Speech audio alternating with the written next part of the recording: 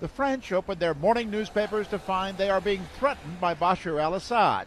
The Syrian president told a French daily that unless the government changes its attitude towards Syria, there will be negative repercussions for French interests. Antique dealer Philippe Zoe was learning the details over his morning coffee. I don't feel threatened, he told me, but I don't understand why France should be the lone horseman on this.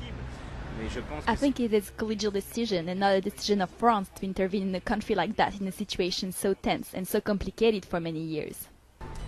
It wasn't just the threats from Bashar al-Assad that were making the big headlines in the French press this morning. It was also the political mess Francois Hollande, the president, finds himself in. Basically, a French president under the Constitution can intervene militarily as he wishes with a free hand for up to 4 months without consulting the parliament. But after the votes in the British Parliament and the upcoming vote that's been announced by President Obama in the American Congress, now some French parliamentarians want to themselves have a vote on whether or not to intervene in Syria. Francois Hollande says it's not going to happen. And small cafe owner Augustin Erard thinks he knows why. I think if there is a vote in the parliament in France, the result will be no.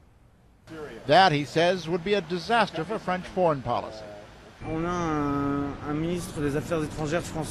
We have a French foreign minister, Laurent Fabius, who announced on all the televisions in France and elsewhere, maybe even on your television, that it is absolutely forcibly necessary to do something.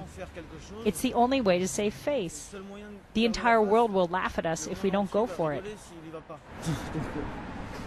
Still, art historian Mark Dashi, who was on his way to work this morning, stopped long enough to explain his feeling that the problem is not the vote in Parliament or saving face, but the exact kind of military action the government is talking about when it says France should punish Syria.